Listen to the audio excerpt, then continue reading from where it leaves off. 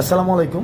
আজকে সারাদিনে বেশ কিছু বিষয় আমাদের নজরে এসেছে যে গণমাধ্যমের কর্মীদের পেশাদারি কাজে বাধা প্রদান এবং রাস্তার মধ্যে আমরা যে মোবাইল চেক করার মতো প্রাইভেসি লঙ্ঘন এবং ট্রাফিক কন্ট্রোল নিয়ে বেশ কিছু অভিযোগ আমাদের মধ্যে এসেছে। আমি প্রথমেই বলতে চাই যে আমরা নির্যাতকের পরিবর্তন চাইনি, আমরা নির্যাতনেরও পরিবর্তন চেয়েছি।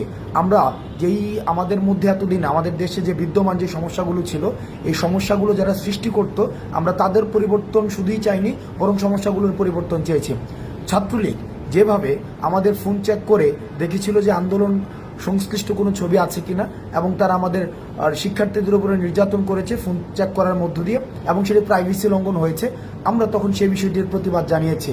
কিন্তু আজকে আমরা দেখেছি যারা বৈষম্য বিরোধী ছাত্র আন্দোলনের পরিচয় দিয়ে তারা বিভিন্ন মোড়ে এই যে ফোন চেক করে মানুষের প্রাইভেসি লঙ্ঘন করেছে, যেটিকে আমরা অত্যন্ত নিন্দনীয় কাজ মনে করছি এবং সেটির আমরা প্রতিবাদ জানাচ্ছি এবং তাদেরকে আমরা হুঁশিয়ার করে দিতে চাই, আপনারা এই ধরনের কাজের আর কখনোই পুনরাবৃত্তি করবেন না। কারণ এই ছাত্রলীগীয় কায়দায় যে কাজগুলো হয়, আমরা সেটিরও কিন্তু পরিবর্তন চাই।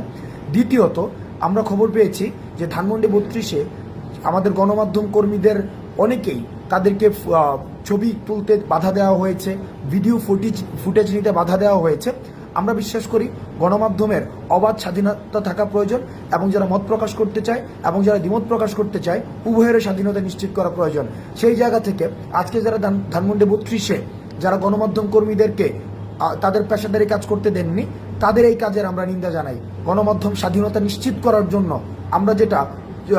আমরা ফেসিস্ট গভর্নমেন্টের সময় আমরা যেটি দেখেছি যে গণমাধ্যমকে স্বাধীনভাবে কাজ করতে দেয়নি, সেই কাজের পুনরাবৃত্তি আমরা এখন আর চাই না।